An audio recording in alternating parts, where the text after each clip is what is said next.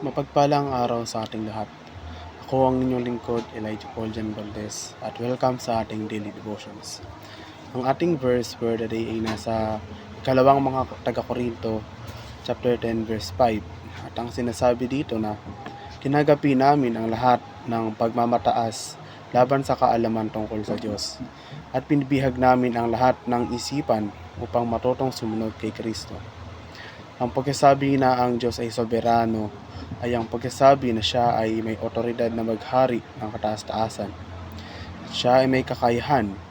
Iyon ay ang karunungan at kaalaman at kapangyarihan at iba pa na maghari ng kataas-taasan at na siya ay nagpapakita ng pinakamataas na paghahari na iyon sa pamamagitan ng kanyang probensya, aktibidad sa mundo at nagiging sanhi o nagpapahintulot sa lahat ng mangyari. Ito ay ang komprehensibong soberanya na mayroon ng Diyos. Komprehensibong paghahari sa lahat ng bagay. Ang pagsunod ay nagpapakita sa Diyos na mahal natin siya at nagtitiwala tayo sa Kanya na siya ang nagpapagana ng Kanyang kapangyarihan sa ating buhay. Ngunit ang pinakamahalaga ay mayroong gantimpala sa pagsunod. Ang pagsunod ay maaaring maging matigas maraming beses.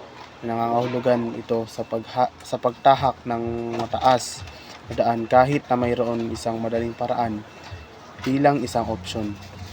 Ang pagsunod ay maaaring mangailangan ng sakripisyo, disiplina at iunat ang ating sarili sa labas ng ating comfort zone at pagpili nating sumunod kung gayon ay nagpapakita ng ating pagtitiwala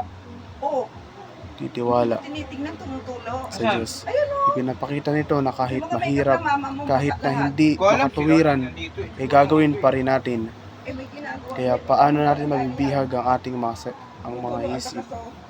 Dapat natin kilalanin na ang ating mga negatibong isipan ay ilayo tayo sa Diyos.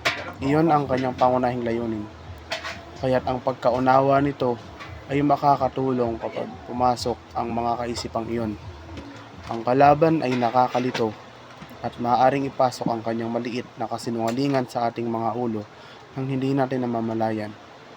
Ipapasok sa ating isipan na magparamdam sa atin na mahina, hindi karapat-dapat o hindi minamahal. Hindi natin ito maitagto sa oras na yun.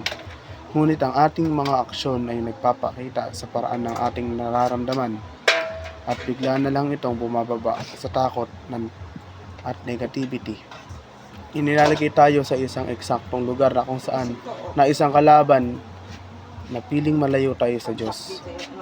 Malayo sa katotohanan, ngunit ang mabuting balita ay kapag sinimulan natin gawin bilang bihag ang ating mga iniisip, gagawin itong masunurin kay Kristo.